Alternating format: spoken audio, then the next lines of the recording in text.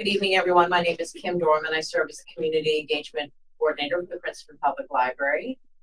For those of you who have been here before, you may notice we have a new setup. It's very technologically advanced, and we're just making some adjustments. So there may be times where we're making adjustments, and I'm just asking you to bear with us in our growing pains, but everything should work smoothly, and we're really excited about all of the advances this new system has allowed us. This evening, we are joining once again with Sustainable Princeton, partner who we treasure, and we are always grateful to work with you. This evening, the program is being live streamed to our YouTube channel. There will be an opportunity for Q&A after each of, once all the presenters have offered their presentations. At the end of that, then everyone will sit in the seats here, and after that, at that point, there will be an opportunity for Q&A. So we just ask that you hold your questions.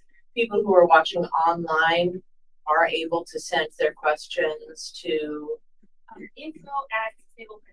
info@sustainableprinceton.org, and we'll ask those at the end. You can send your online questions at any point during the conversation. This room does have a hearing loop. I'm sorry to say that one of the challenges we're facing at the moment is connecting the hearing loop to the system, so the hearing loop isn't currently operational. All the same, we ask that everyone make sure that they are speaking with a microphone so that it's easier for everyone to hear, and all of our speakers will be using a microphone as well. With those housekeeping notes, it's my delight to introduce Alexandra Dill, who's the program manager for Sustainable Princeton, who will say more about this evening's program.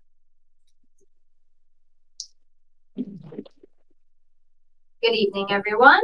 As Kim said, my name is Alexandra Dill. I'm a program manager at Sustainable Princeton, and I work on our reducing greenhouse gas emissions pillar.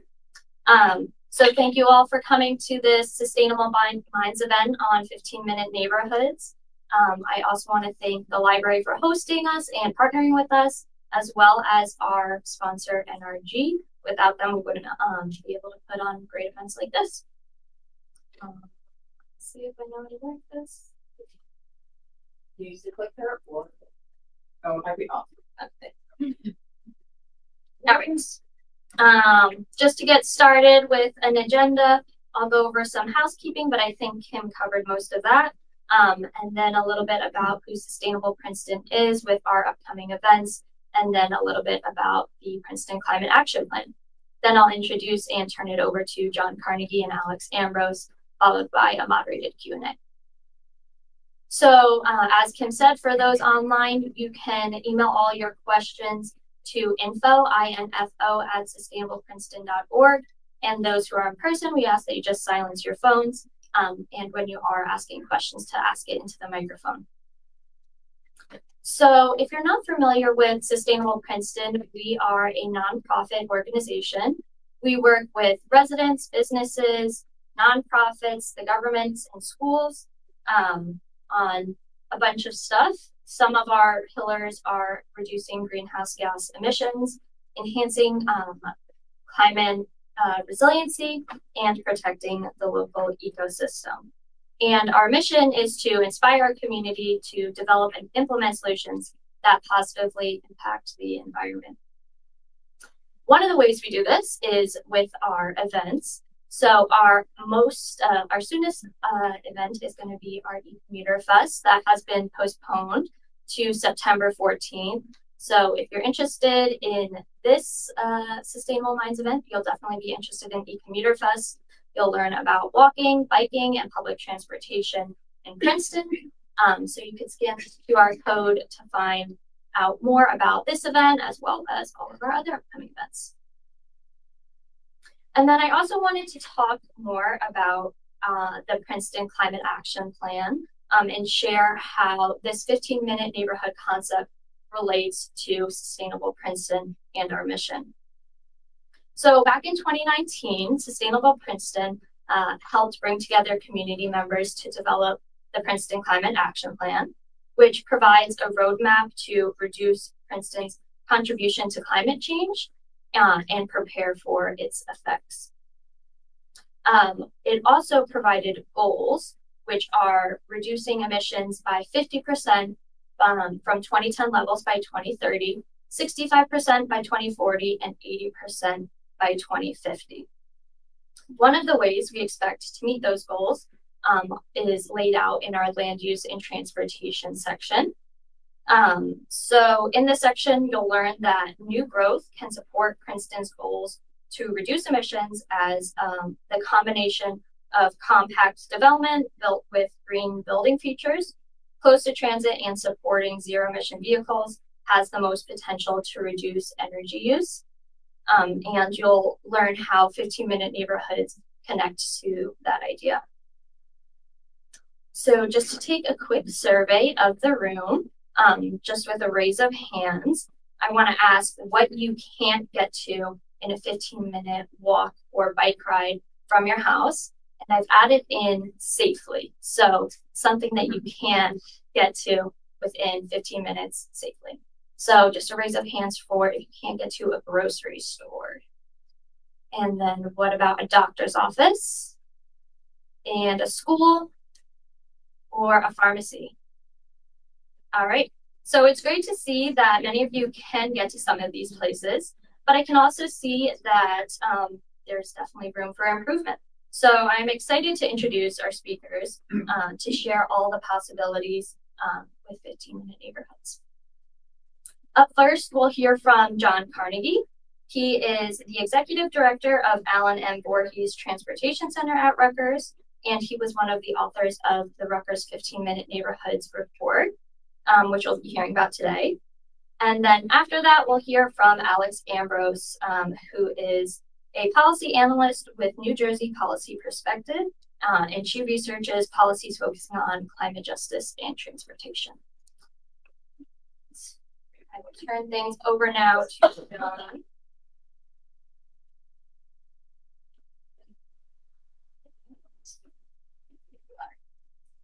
Thank you so much.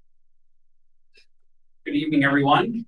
Thank you so much for having me here today to talk about some research that we did at the Voorhees Transportation Center over the last couple of years. My presentation will start with a little bit of context and background that you'll see overlaps really with some of the context that Alexander just described in terms of the Princeton Climate Action Plan. Discuss a little bit the motivations for the work that we did. Talk about a couple case studies that are in different types of settings in New Jersey, and then end with the recommendations that we developed for kind of policy and planning and individual actions that everybody can take to advance the idea of creating 15-minute neighborhoods as a way to create a healthier, more just, resilient, and sustainable New Jersey. So in terms of background, the project, the genesis of the project was really in the context of some really interwoven threads of public policy that began under the first Murphy administration.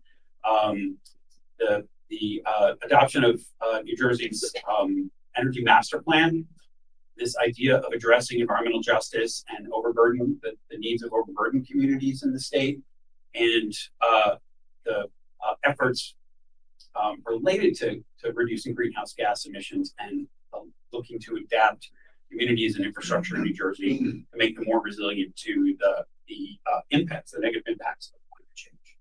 So those policies were sort of floating out there.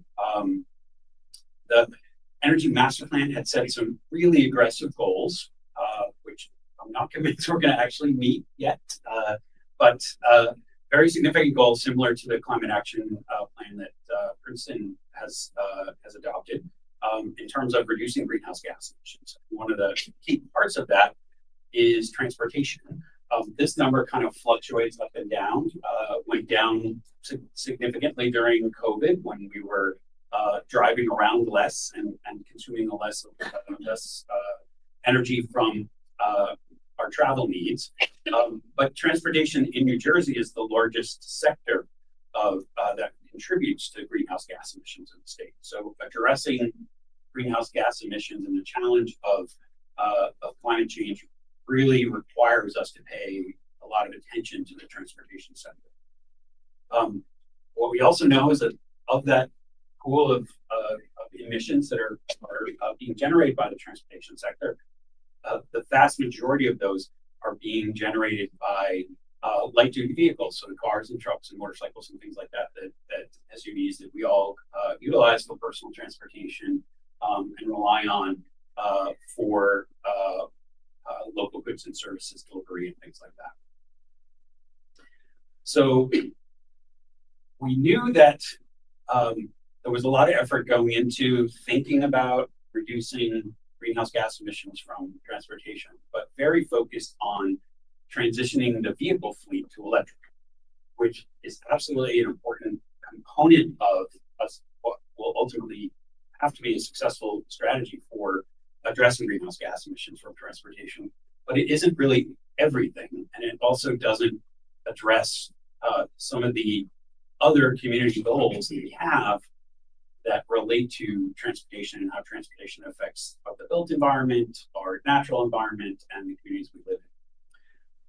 So we cobbled together funding from a variety of sources to see if we could fill a gap on behalf of the New Jersey Climate Change Alliance, who was hoping to kind of foster dialogue beyond the electric vehicle conversation related to transportation and greenhouse gas emissions.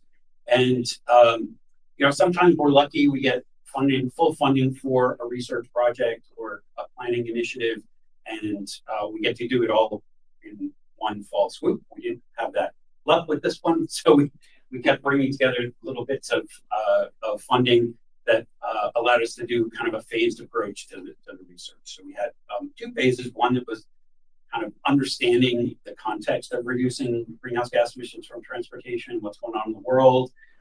That's where this 15-minute neighborhoods idea emerged. And then seeing what we can do to apply some of these strategies in New Jersey to a suburban context, and an urban context, and a more rural context. We thank our funders on the right-hand side of the slide, the Climate Center, the State Policy Lab, the Nature Conservancy. We did get some funding for parts of our outreach from the Energy Foundation.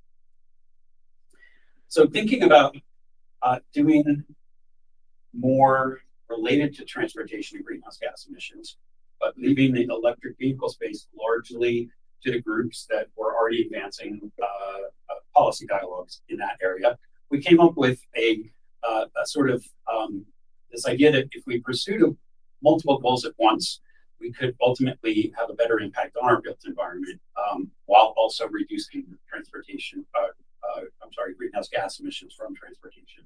And there's a bunch we can do to ultimately that relate to transportation that can ultimately help us achieve a healthier future, a more just future, more efficient, resilient, and carbon neutral future.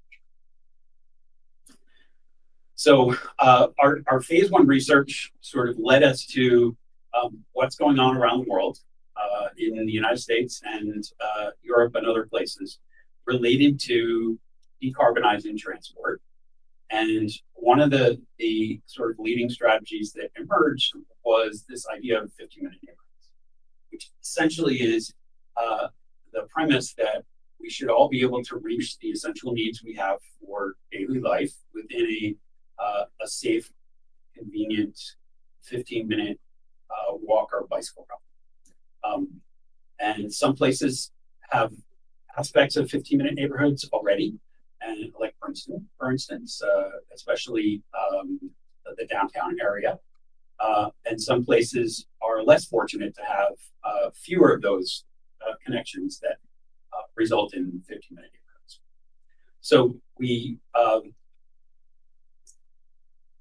pursued this idea of, can we apply this 15-minute neighborhoods planning model in New Jersey to different settings, and what would that look like?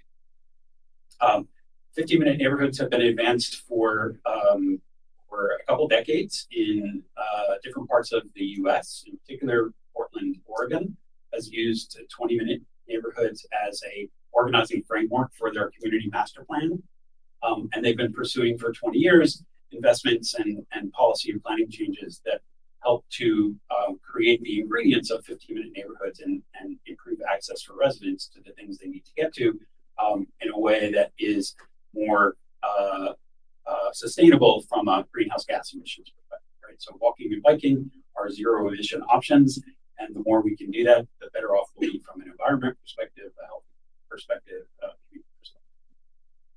So we looked at 3 cases in New Jersey, one in Princeton down in Cumberland County, a sort of definitely a town setting, but in a very rural environment. And we did a similar set of analyses in each of the 3 places. We looked at Princeton, Cherry Hill, and then Newark. And we used data and geographic information systems to calculate how much access people had to a suite of amenities, including grocery stores, neighborhood schools, medical facilities, parks, things like that. And we were able to calculate that in all 3 places, the vast majority of residents could theoretically access their needs, that suite of amenities, within a 15-minute e-bike ride. So we looked at a walk, a bike ride, and an electric vehicle bike ride, which extends the range a little bit further. So in all 3 of those places, more than 90% of residents in each of those 3 settings, which are very different, could theoretically reach the destinations they need to within 15 minutes by e-biking, biking, or walking. That is not to say that it's safe, convenient, and easy to do that, and that there's appropriate supportive infrastructure for somebody to be able to do that, and for someone to feel empowered to make that choice to walk and bike. But the theory is the network could support that, right? We have a lot of work to do in different places to pay attention to the details necessary to make it so that people feel empowered to walk and bike more because it's safe and convenient. So we did that in Princeton. These are just some images of the Princeton analysis. We have similar images in our final report for Newark and Cherry Hill. In each of the 3 examples, we then looked at, if in theory we could make these connections, what would we need to do in terms of physical improvements, planning changes, things like that, to actually realize the potential of 15-minute neighborhoods. So I think there are a lot of consistencies with the things that Princeton is pursuing in its master plan, redevelopment projects, things such as that.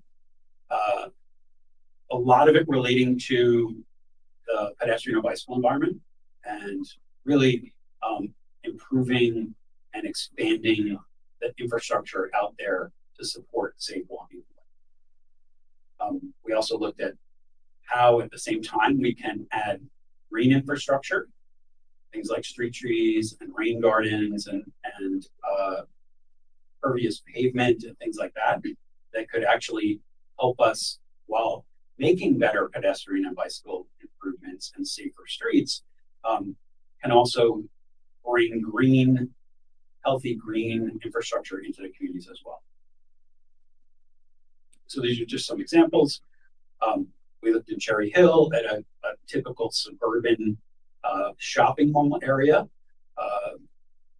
probably a bit bigger than the Harrison Street, the Princeton Shopping Center on Harrison Street, but some characteristics that are the same, and how that shopping center context could be retrofitted to become more of a neighborhood with more of the amenities, pedestrian connections, affordable housing, and things like that, that would make it a neighborhood instead of just a shopping center.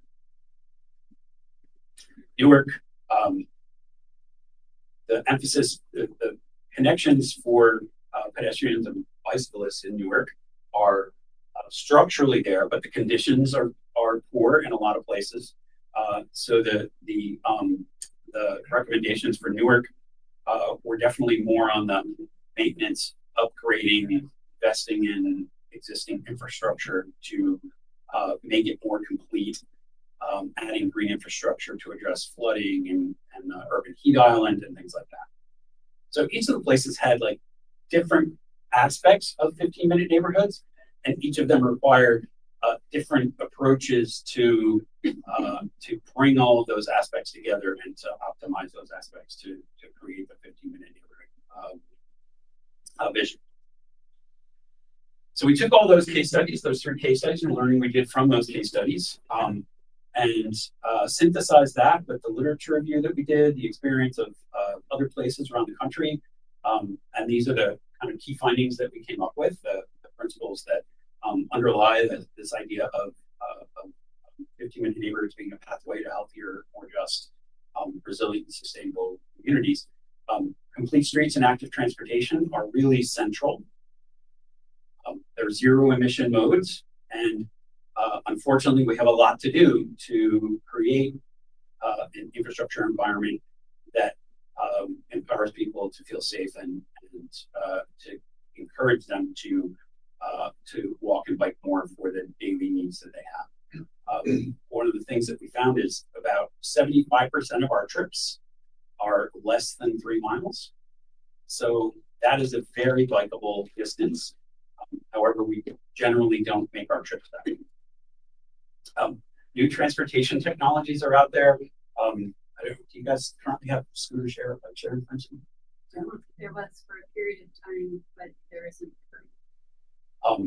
So micromobility, like scooters and electric scooters and bike share, as well as micro transit, the technology has advanced significantly to allow anyone who's used Uber and Lyft to know how you can call up a ride and have somebody come to your door and get wherever you need to go.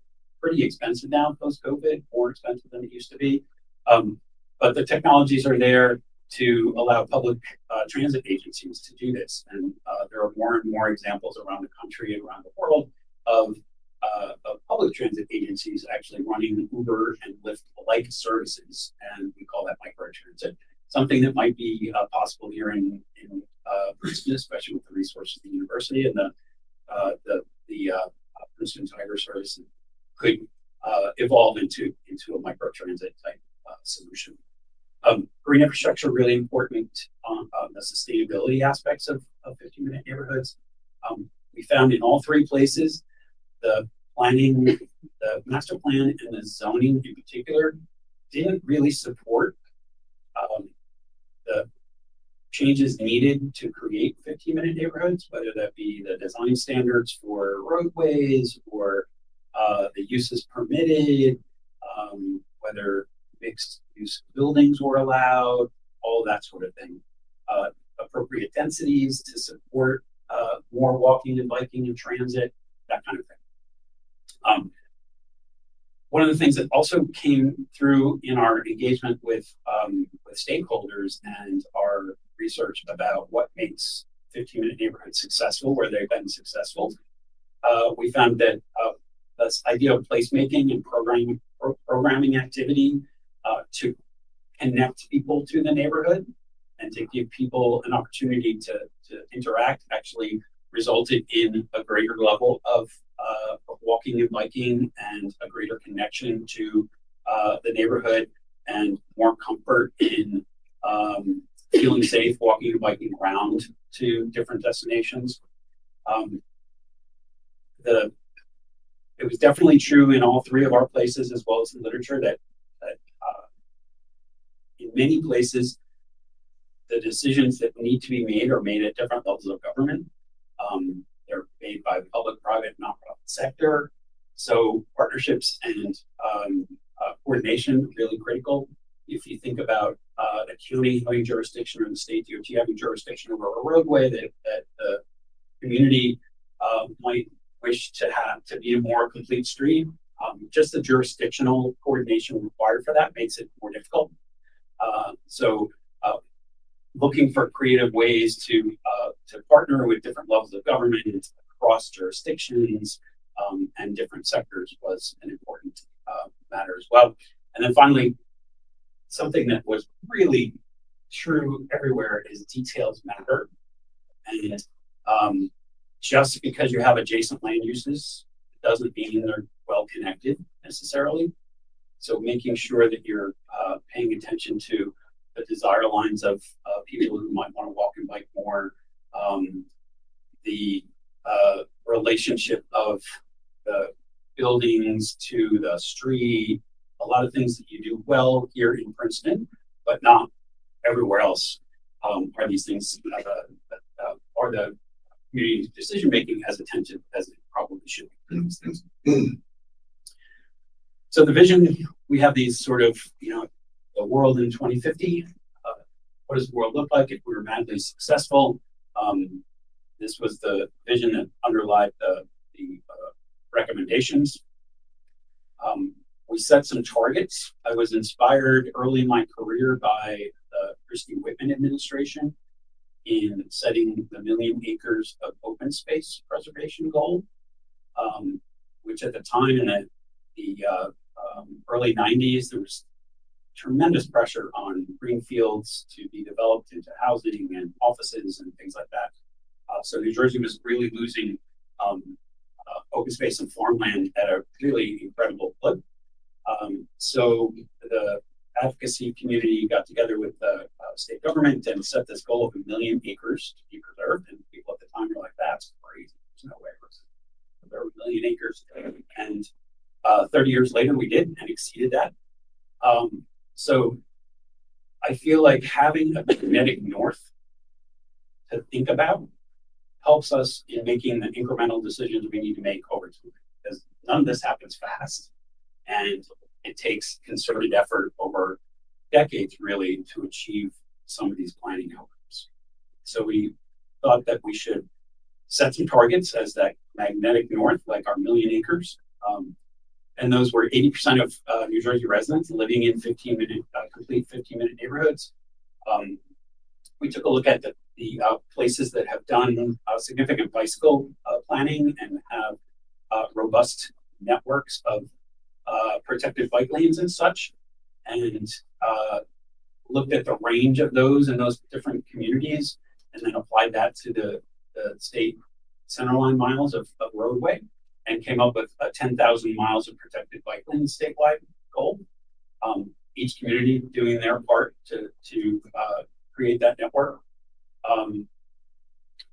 E-bikes, we think, have a tremendous opportunity to be transformative, especially for low-income residents, in providing expanded mobility that is affordable, much more affordable than a car, has some aspects of that speed that are necessary, and if implemented with care, the safety concerns that people have in a lot of places with bikes can be also addressed.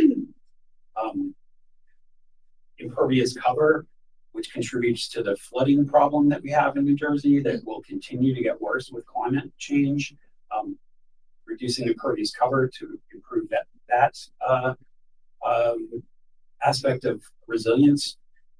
Increasing the tree canopy throughout the state. Probably Princeton meets this target already, I think. But there are many, many places. I think there are urban centers that do not meet this.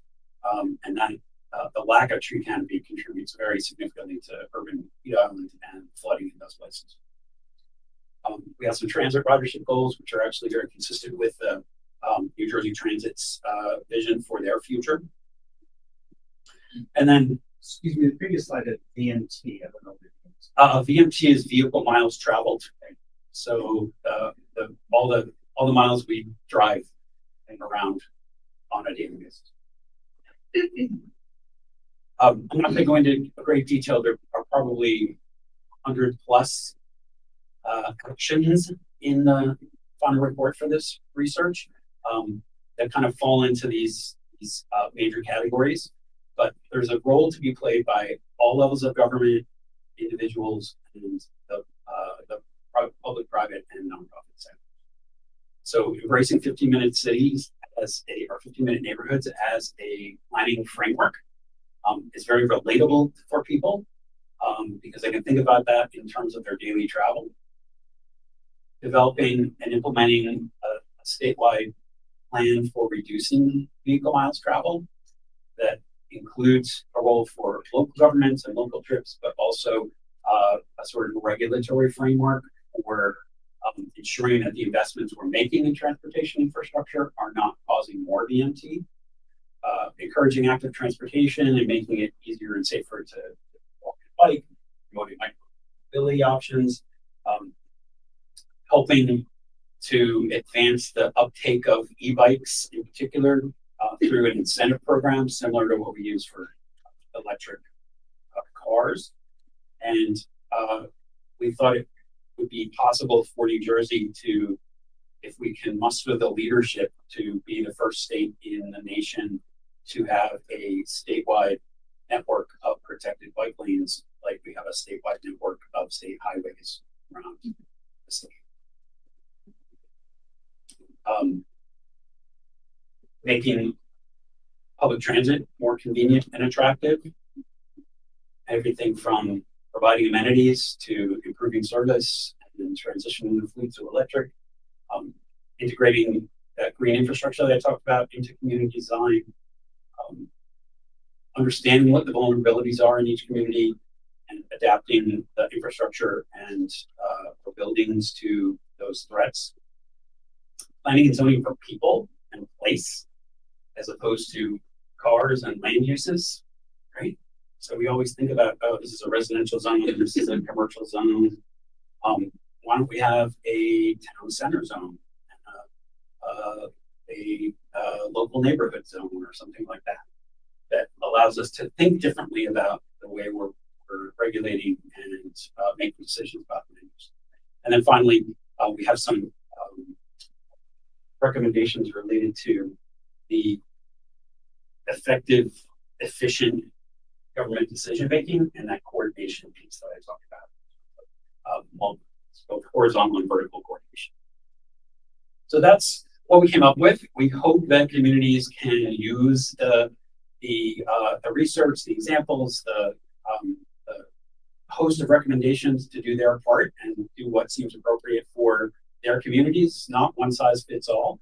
It's here's some ideas and what makes the most sense for us as a community. So you guys in Princeton, I think, are doing already doing a great job towards 15-minute neighborhoods. Probably not all of the area that used to be the township qualifies in this 15-minute neighborhood kind of context. Maybe it shouldn't, maybe it should, but just thinking about it in that way, you know, are there ways to increase access for residents that don't live right downtown, or how do we best connect the new housing that's happening on Harrison Street in the Princeton Shopping Center with downtown, things like that, I think are still good topics for a community to consider moving forward.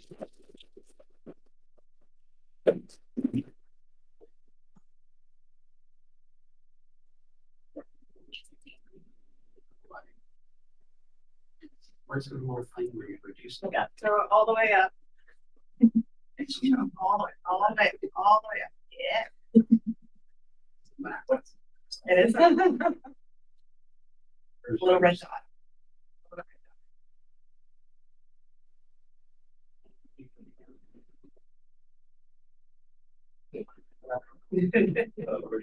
Oh, if you just hit escape on the keyboard.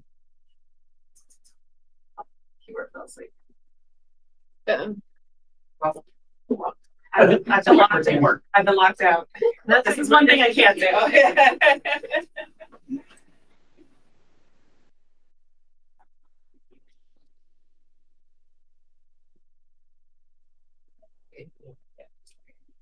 System I would represent, right? Sure.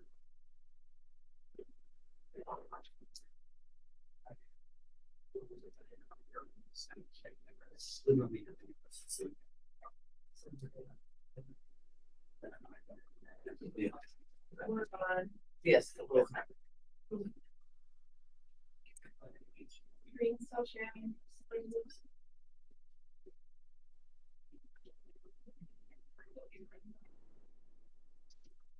Awesome. Thank you so much. My name is Alex Ambrose. I'm a policy analyst with New Jersey Policy Perspective. We call ourselves a think and do tank. We do data-driven research and strategic communications to advance social, racial, and economic justice. I'm very excited to be here today. So I want to start with this picture because it really shifted my perspective when I started thinking about really transportation planning as a whole. This was something made up by the artist Carl Jig, and to me it really illustrates how much of our life we have given up to cede to old planning ideals, such as let's get cars and move them as efficiently as possible. This is not a people-centered environment, clearly.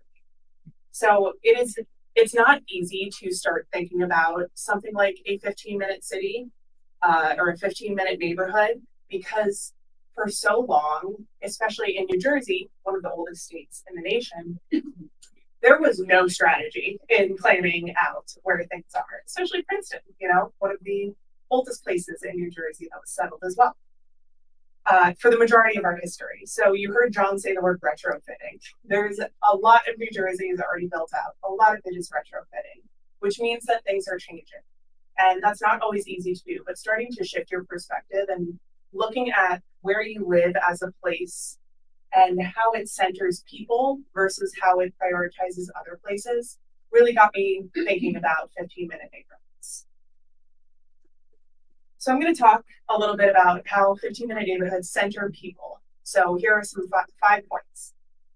First, everyone is a pedestrian at some point in their travels. That's a fact. Whether you are taking the bus, taking the train, driving, you are walking at some point in your travels. And I don't know about you, but in some places in New Jersey, I don't really feel safe walking, even from my car to across a parking lot, especially in Trader Joe's. I don't know how close your local Trader Joe's is, and that parking lot's pretty scary. So how do we make sure that if everyone is a pedestrian at some point, we need to make sure that pedestrians are centered and, like Alex said, can get where they need to go safely, not just get where they need to go, but get there safely.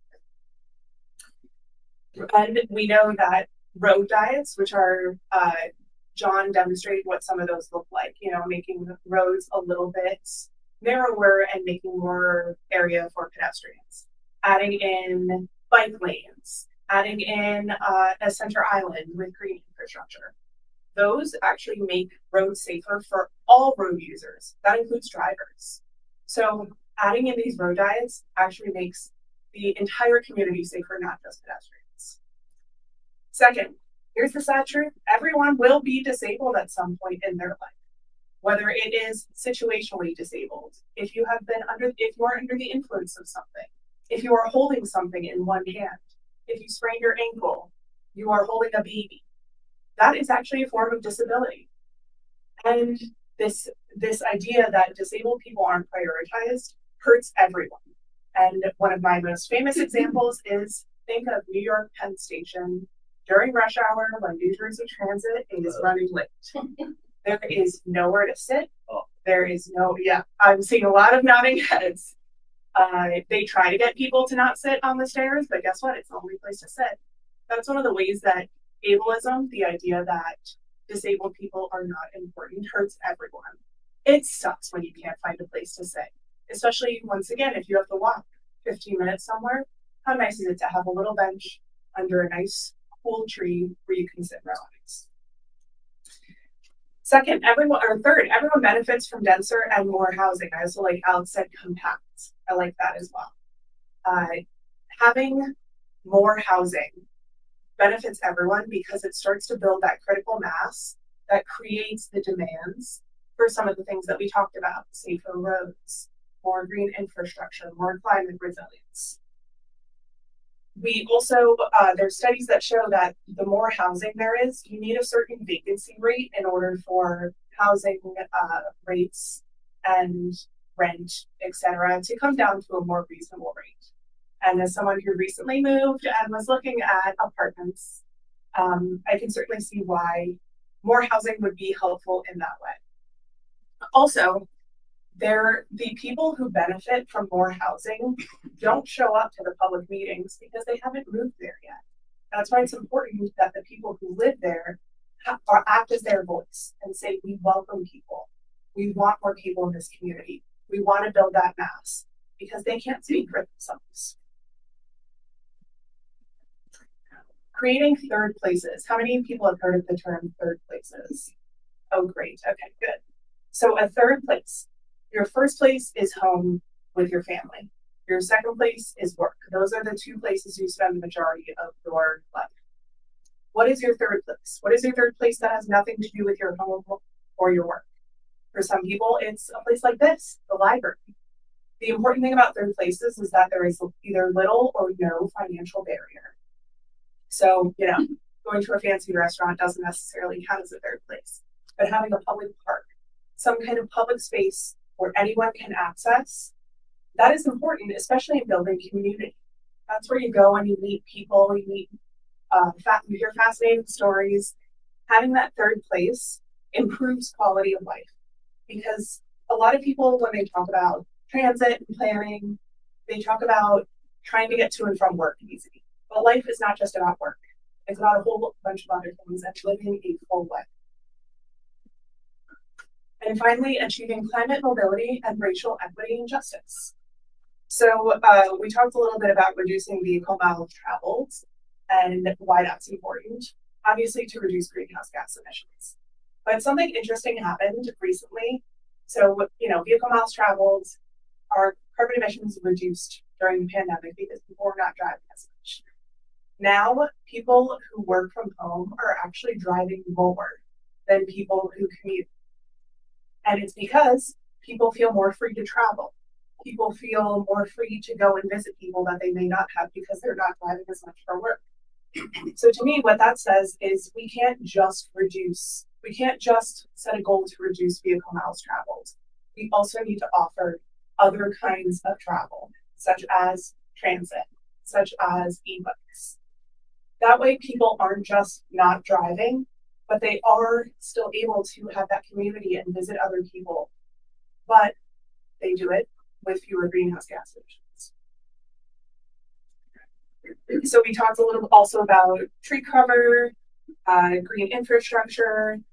Denser housing is also more climate friendly because it helps reduce the amount of impervious surface that's actually on the ground.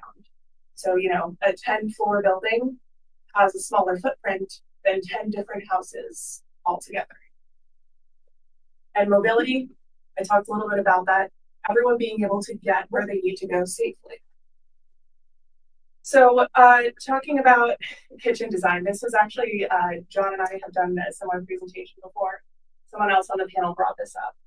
So a whole bunch of people are into kitchen redesign, housing, redesigning your house. There's something called the triangle of assets.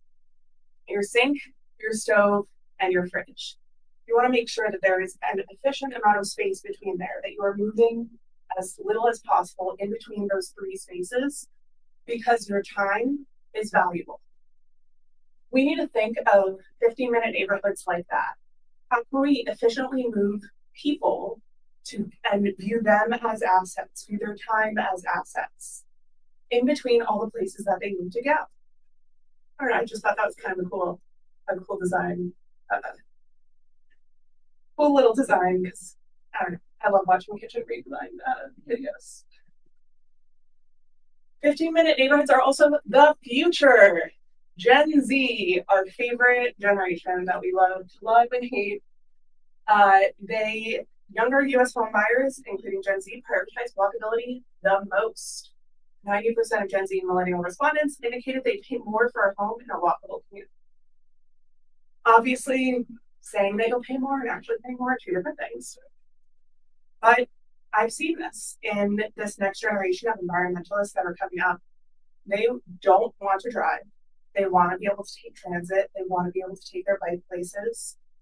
It's important to them, not just for climate reasons, but also for mobility, all of the reasons that we talked about. So in order to attract, young talent, fresh talent, new people into a community, these are some of the things that you need to think about.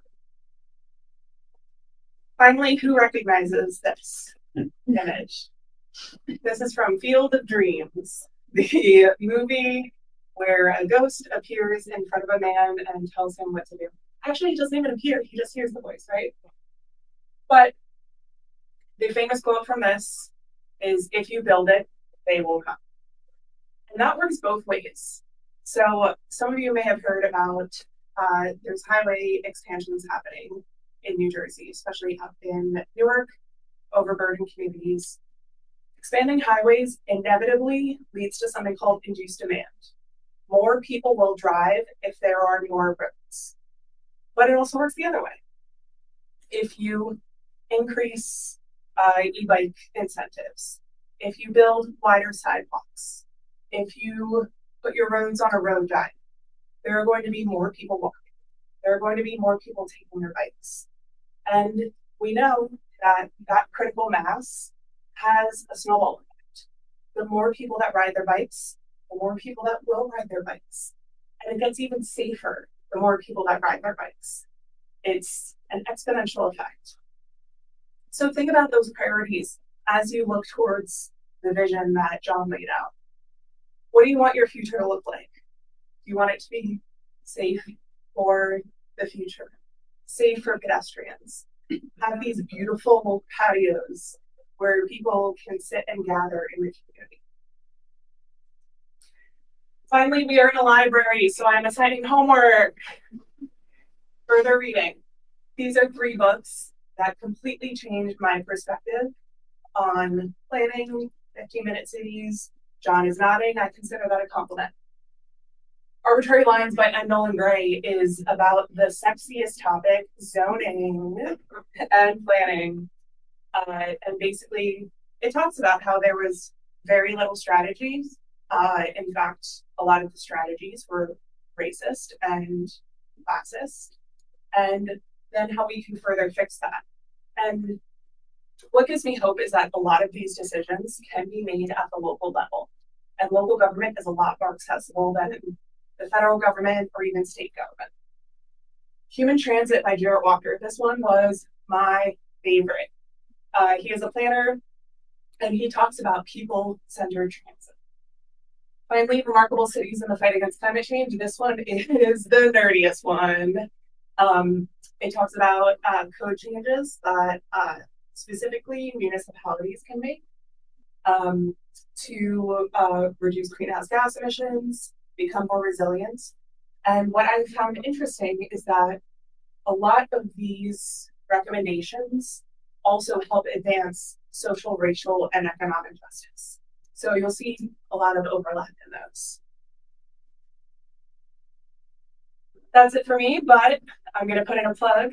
So you can follow myself and my organization on Twitter, X. I refuse to call it X. We are also on TikTok and Instagram. You can watch our videos at NJ Policy, and there's my contact information as well.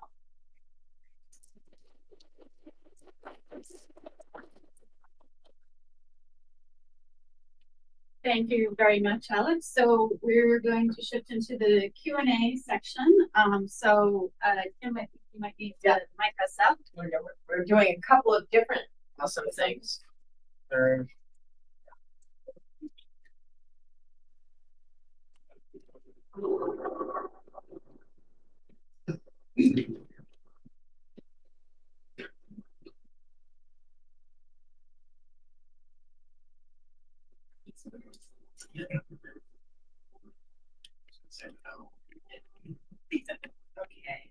so we want a green light on the microphones. So there's a. Well, you're here too. I am. It's so loud. Hello. Thanks, Justin. How does everybody else sound? Can everyone listen? Can you hear me? Can you hear me? Yeah. Yes. Okay, great. Okay, fantastic. Thank you. Thank you so much, Kim. We are very glad to be the first, your guinea pig of testing out all this great new tech. We're very lucky to have the library and great partnership with Kim to have these events. So thank you very much. So I'm Christine Simon. I'm the Executive Director of Sustainable Princeton, and thank you all for coming. Thank you to our presenters. And we're also very grateful to have Justin Lefko, who is the Planning Director for the Municipality of Princeton. here for the Q&A session, as so we can talk about details. You mentioned in your presentation, John, that details matter. And I think in Princeton, there's an understanding that 50-minute neighborhoods are going to help our community in many ways. I think conceptually, we can wrap our heads around it. We understand the benefits. We understand how it's related to being a more sustainable community and how it helps us to minimize the impacts of climate change in our town and how it can help us reduce our emissions. And that's all very well and good. But when it comes to implementation, the proverbial rubber meets the road. And I think you were very wise to include in that report that details matter. So what are some of the details that you think a community like Princeton really needs to focus on? Because we are seeing, the town is trying to put into practice the 50-minute neighborhoods, and there inevitably, there's an existing town here that we have to work within and retrofit. So what are some of the details that you would recommend the town really hone in on? Yeah, I guess, one of the things that prompted that observation or that finding was the analysis where we discovered that, in excess of 90% of residential blocks in all three towns could, in theory, reach their desired destinations within that 15-minute e-bike ride or even a 15-minute bike ride. But so few people are doing that. And one of the important reasons for why so few people are doing that is because the supporting infrastructure is just not there. So when we said detail, we sort of meant it in a couple different ways. One is keeping in mind that the community is a fabric of neighborhoods, and there are all different places in Princeton, and not everything is downtown. Not everything is the new development that's happening. But you should make sure to be thinking about all the residents and what kind of access they have. So every single census block resident should have access to those 15-minute things. And maybe they do it in a different way. Not everybody's going to be able to walk, but I would hazard a guess that everybody in Princeton could probably, with the right infrastructure, get to all their needed destinations within a 15-minute e-bike. So what are those connections? Where are there missing sidewalks? Where are there places that need crosswalk improvements? What are the desire lines of people to get between point A and point B? I was community decision making about new land uses and development, always very fraught. I risk being what do they call me? Share quarterback or something like that. But just visiting out at the shopping center, there are details that between how some of the development relates to the shopping center that need to be considered in terms of whether people are likely to walk between those places, right? And right now it's all under construction, so I don't exactly know what the final connections are, but you're going to want to make sure that that Avalon development that's already occupied has good pedestrian connections to the shopping center, and that people don't have to take a circuitous route that makes them go further distances or whatever. There should be probably a way for for people to bridge that elevation change going into the other development that's right that other housing development that's going in. It's that level of detail that ultimately will kind of help people feel empowered to do the things that we hope that they do from a sustainability perspective.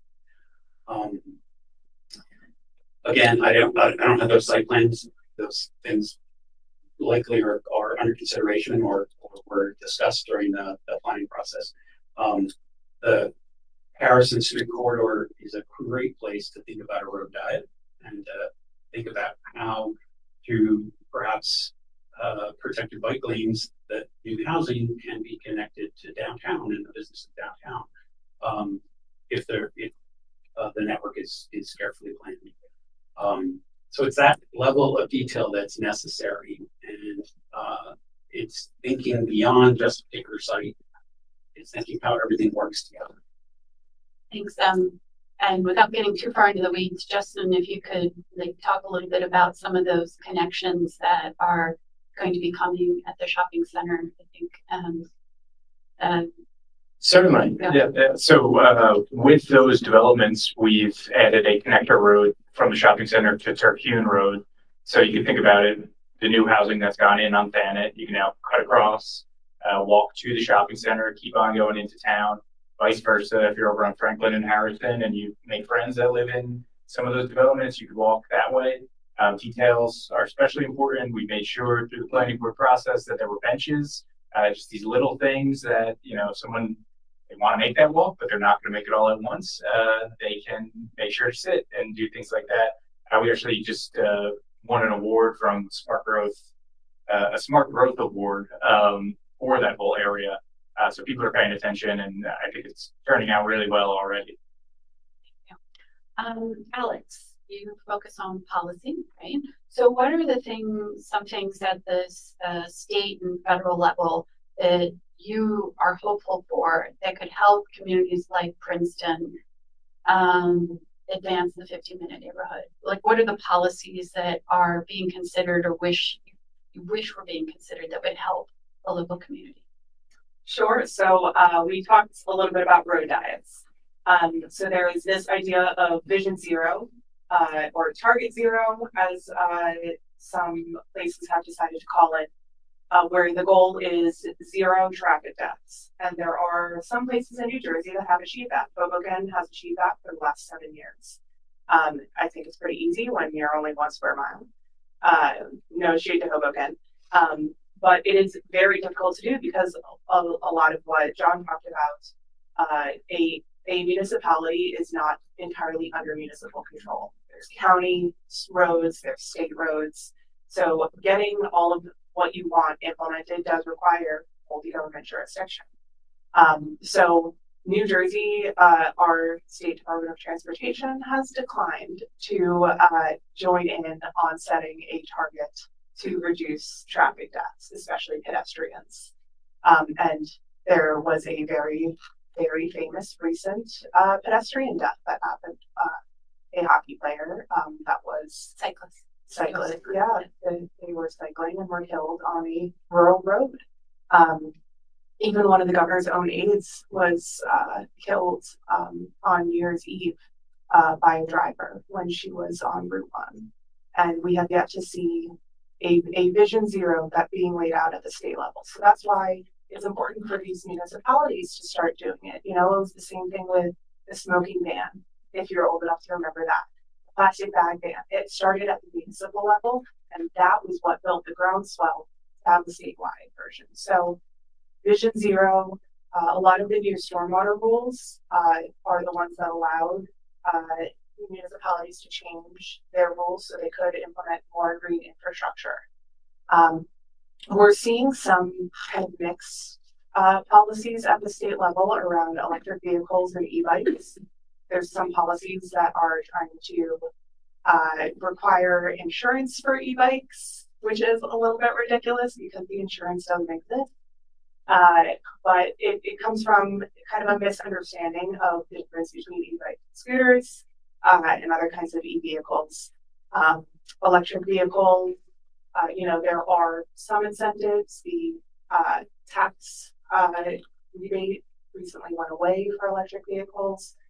So we're not really seeing the same vision at the state level that we are at some of the municipal levels, which is why, like I said, we kind of need that groundswell to start at the municipal level to build support at the state level for that. I'm going to talk a little bit about e-bikes. Okay. I think if people in the room are like me, you walk around town a lot on the sidewalks or sometimes bike like I do, you see the contention this new, very exciting mode of transportation has created in communities. Some people may know that scooters and e-bikes are restricted from the sidewalk in the downtown area. The university has restricted them from most of the campus because the infrastructure isn't kept up with the technology. But we don't want that to be always the case, right? And so while we're going through these growing pains, we really need. What are your experience, Jon? And like,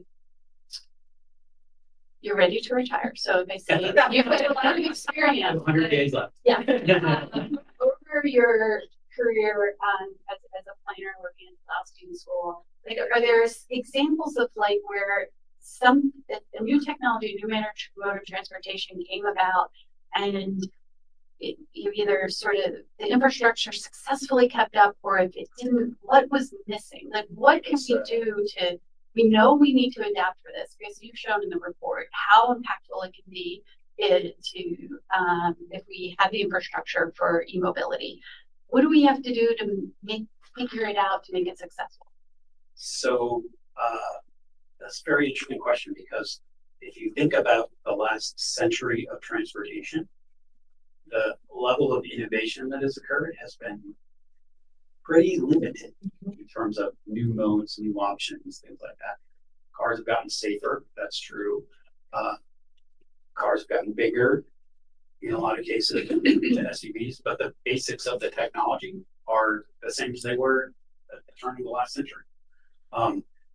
We have the fortune and the misfortune of living through a sort of transformation in new modes that have become available over the last couple of decades. So it's difficult to kind of have a analogy in our lived lifetime for most of us.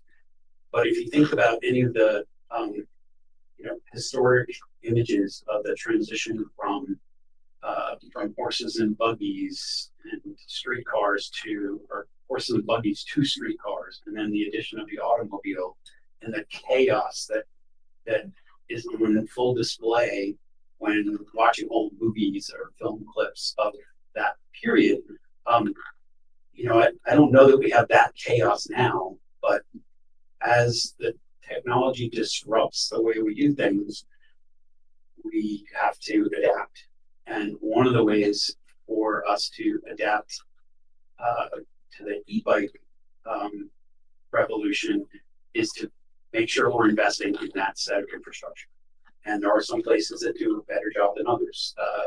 In New York City, not that they've entirely figured out the challenges of e-bikes, but they've built a significant amount of bicycle infrastructure that has at least given a space for people who are using e-bikes to exist. We don't really have that anywhere else. There are a few places in New Jersey that have started to advance that, but we don't really have that anywhere else.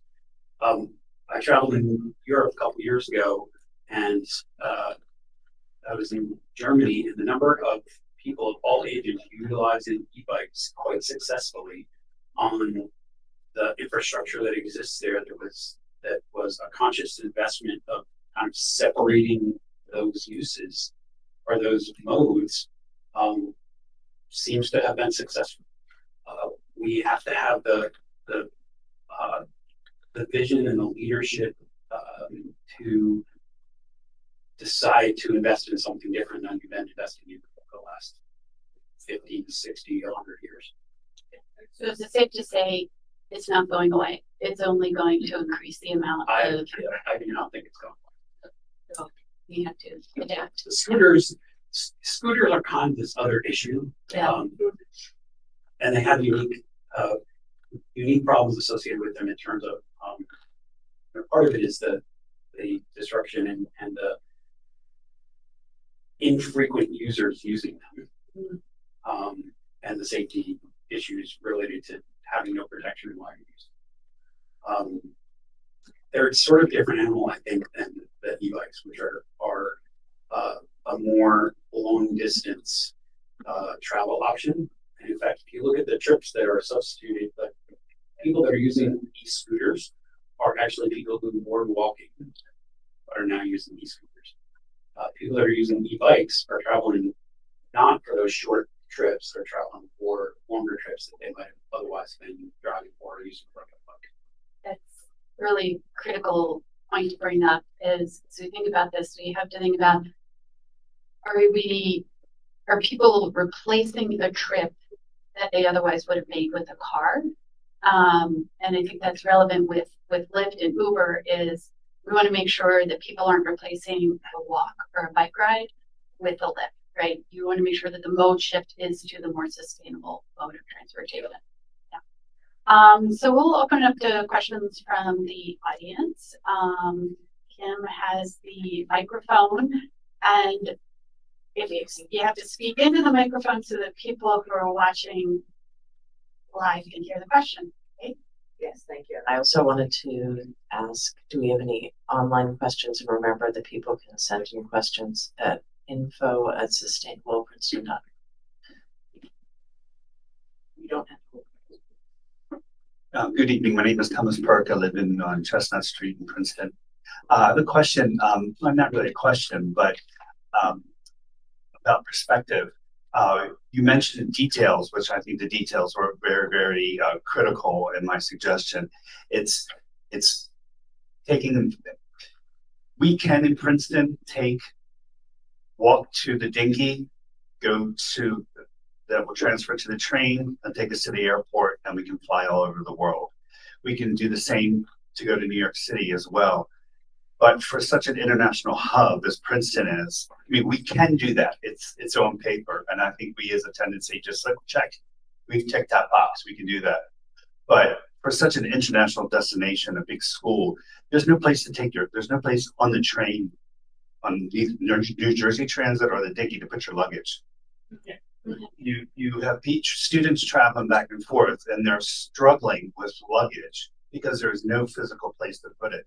And it sounds like a minor detail, but it really impacts the VMTs, as you explained to me, that I'm not even going to bother to do that. It's just too difficult. I'm just going to drive. And I think our perspective is from the top down, looking at it, not from the bottom up, from a user's perspective, to see why was it so difficult and what you can do to make it much more comfortable and preferable. That'd be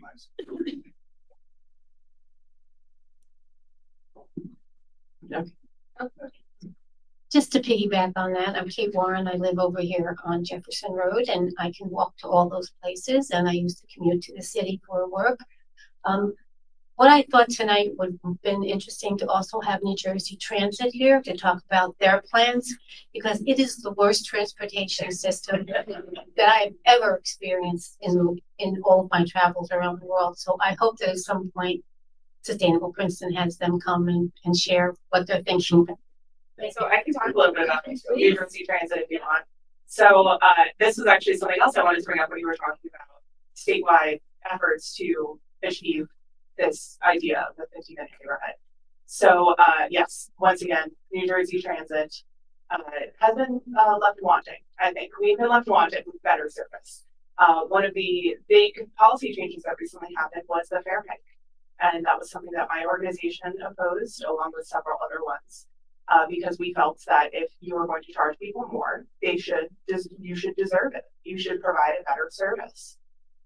Even more frightening was New Jersey Transit was going to be facing $1 billion shortfall by next year.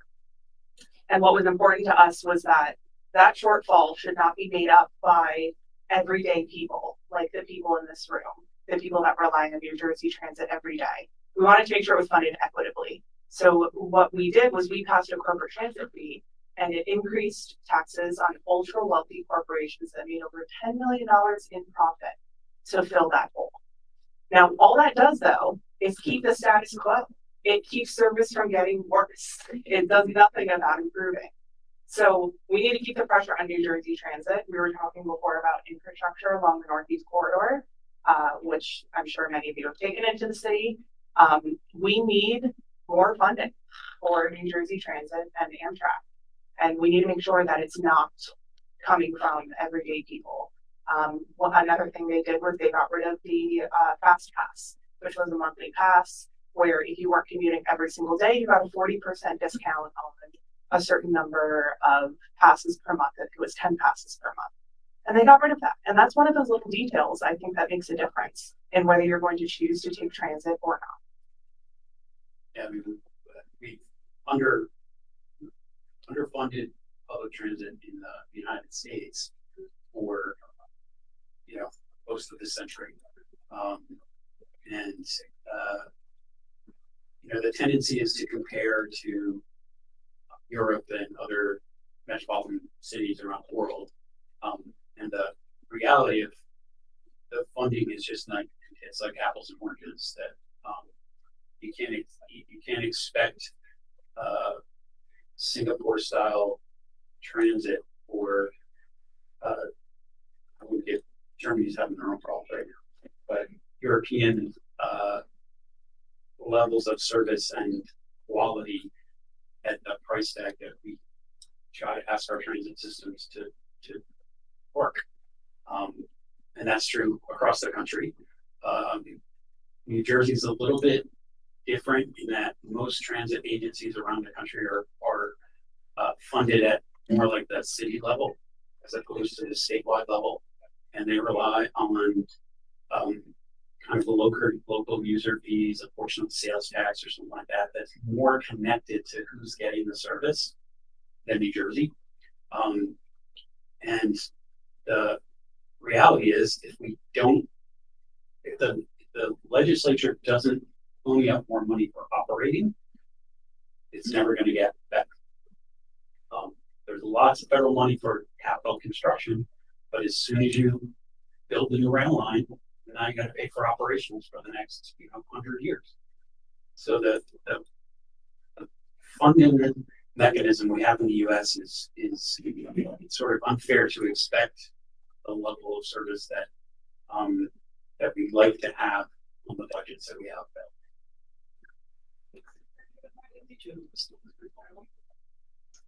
I'm one of a bike. I like to bike, but I'm too afraid to bike on the streets. And so I tend to do the bad thing, which is on the sidewalk, or I cut through campus or something. So I was curious about when you talked about protected bike lanes, what does that entail? So generally that means there's a physical separation of some sort. Between what? Between the car travelway and the bicycle lane or whatever. Yeah, Jersey barriers. So it could be Jersey barriers, it could be pylons, it could be planters, it could be a whole host of things, but there's a physical separation. Some places try to make do with striping, and there's research to indicate that there are safety improvements even from striping a bike lane. We did a temporary installation in Asbury Park a couple years ago, and the speed of right turning cars reduced by almost 20%.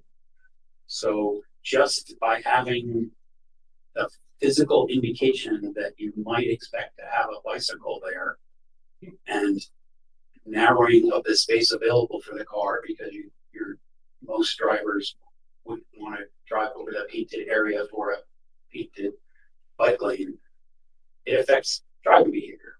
So when I was talking about protected bike lanes, I meant separate, not recreational paths, but separate utilitarian facilities that were either separated in the cartway of a road or physically separated, as they are in lots of parts of Europe, away from the road as a sort of separate bike path. But utilitarian purpose, not so I can go out on Sunday and ride my 5 miles. It's to get from point A to point B. Justin, there are some plans for protected bike lanes in Princeton. Want to share some of those? Sure. Well, look forward to. There are studies at this point. One thing that John mentioned before was on North Harrison Street. That'd be a great spot for road diets. including potentially bike lanes and protected ones. And our engineering department is actually studying that right now with a firm. And it's a really interesting location to kind of really retrofit because when the shopping center was built in 1954, there was supposed to be a bypass from Kingston around it, and it was really going to be kind of the regional destination. Well, of course, that never happened. Route 1 more or less became that. But we still have the 3-4 lanes of traffic over there for cars. That being said, I'm sure if the recommendation is to put bike lanes, it's going to mean less car lanes. And then that's going to mean people saying, wait a second, I drive in from Plainsboro to one of those offices on Bund Drive because I can't afford to live here. How are you doing that? Or why are you doing that? Or vice versa, people saying I'm driving out or, whatever the case might be. So that's in the works right now. A few years ago, there was a study on Hamilton, Wiggins, and Robeson with I believe before I got here, there was a trial of that as well. That's kind of been on pause. I know I see some nodding, I see some head shaking. So that's still out there. But as of right now, those are what we have somewhat in the works. Obviously, the Witherspoon project didn't include any separated bike lanes, protected bike lanes, or anything like that because we didn't, frankly, have the space to put those. But instead, we went with the road diet features of bump outs to kind of have the people more, closer to the carway. We have the raised crosswalks that have partially been put in, but there's still more coming in the third phase, and obviously the one way down here. So we're trying to tackle it, in a 300-plus-year-old town with buildings and, needed parking, I should say, rather than nice to have parking near it. We have to balance all those things, and I think we're trying to use every tool in the toolbox. Okay.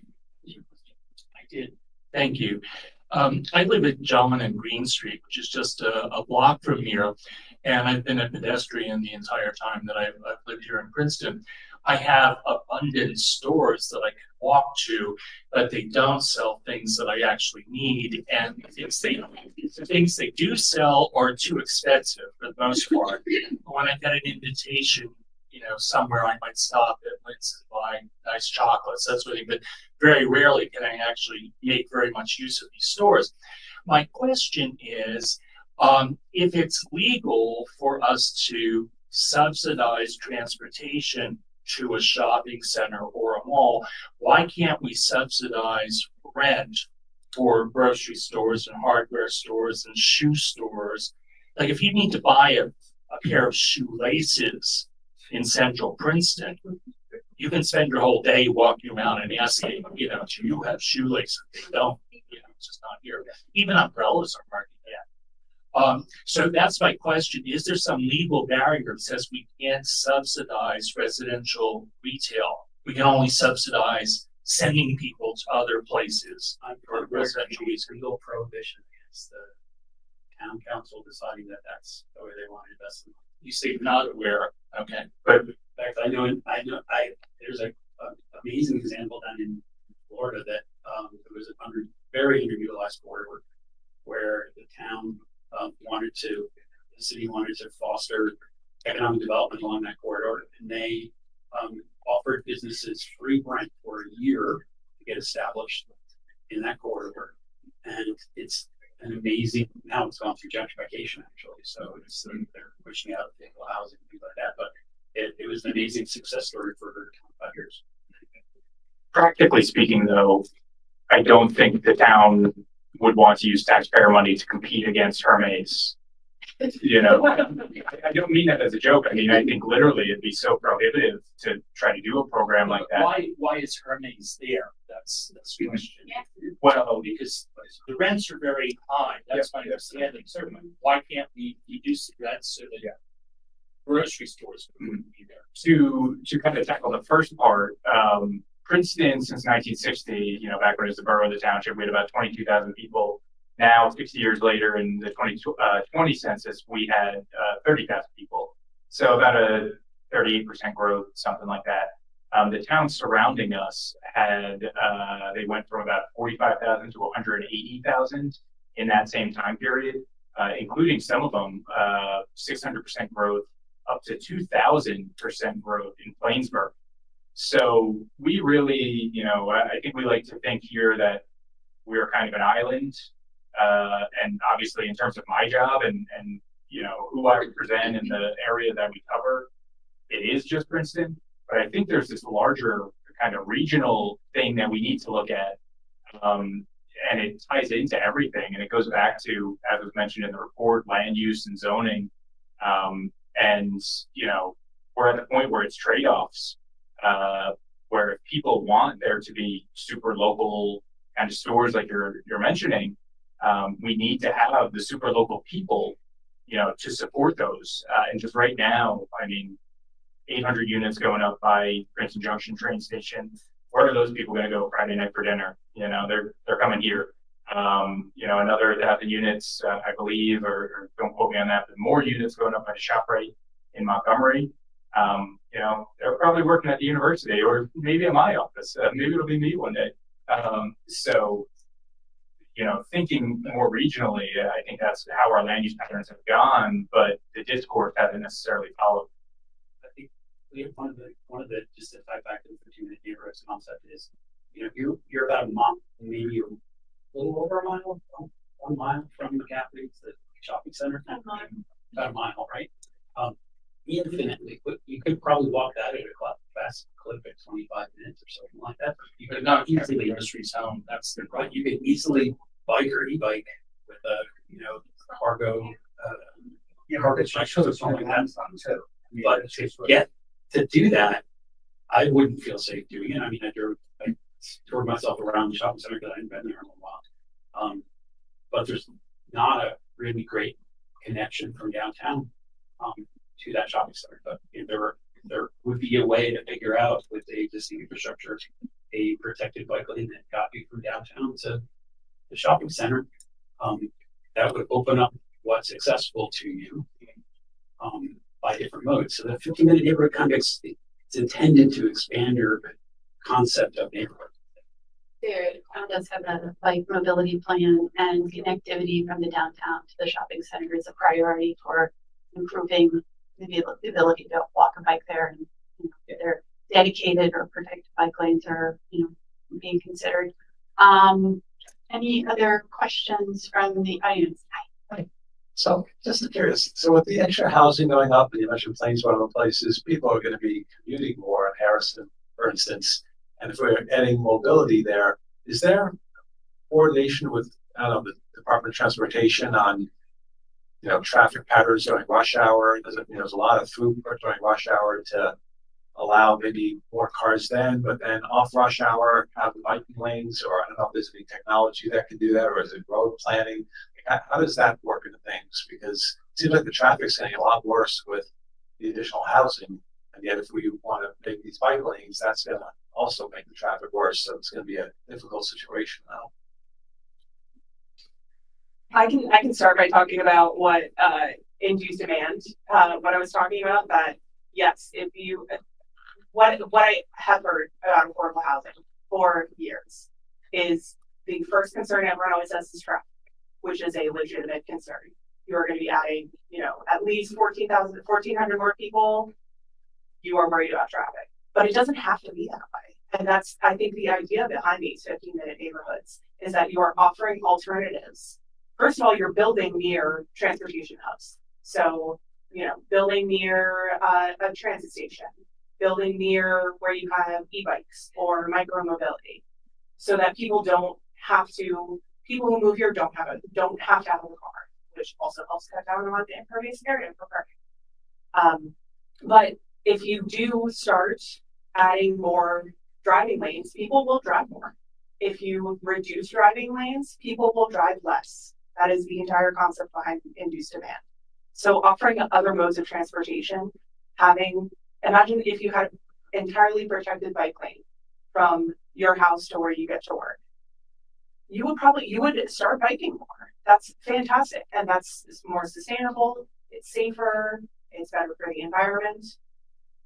But if you try to cater too much to cars, you will end up with more cars. And we're getting close to 8:30 here, so I'm gonna just wrap it up and say, one thing to think about is, we plan for 50 minutes, that is, we can reduce the need to have a car. You might not get to nobody ever owning a car, right? I think we have to be realistic. We say 1 car per household. Yeah. So reducing to that. Reduce the need to have multiple cars, or the need to make most of your trips by car. So I'm going to wrap up with a sort of question for everybody. What gives you hope about 15-minute neighborhoods actually being implemented in communities? Well, first of all, coming to events like this, because I work statewide, so I don't usually get to meet people who are regular people. I'm usually meeting with lawmakers or fellow advocates, so getting to know and stuff. Love working with you. But getting to meet real people who are excited and curious, that meet ideas like this with curiosity instead of hostility, which some lawmakers do. But also, I talked a little bit about the next generation. So there is an entire generation of people coming up behind us that want this, and they're going to be pushing all of us to act and talk on their behalf. So I work with a wonderful organization, the Climate Revolution Action Network, CRAN. They're an entirely Gen Z-led organization that is advocating for things like 15-minute neighborhoods, sustainability, mobility, all of this. So continually seeing them advocate for what we talked about today gives me hope. Yeah. I would say that change is hard, but time makes it easier. And I think about where we are sitting today and how controversial this development was at the time and how wonderful everyone thinks it is now. And I feel like when done well, change can be a great thing for the future. Justin? What gives me hope is choices have gotten us here, for better or for worse, which means we can make choices for better in the future. And I think a lot of events like this one, or things that people are starting to be interested in, show that this kind of sprawling single-use development isn't the only way it has to be. What we've inherited here in Princeton could and should be the model for a lot of other places, and for other places within Princeton. Thank you. So thank you all for coming tonight. Just note the library does close in 9 o'clock, so if you want to hang out and talk, please do. But in about 15 minutes, they're going to start trying to guide us towards the exit so they can go home. So thank you, everyone. Thank you.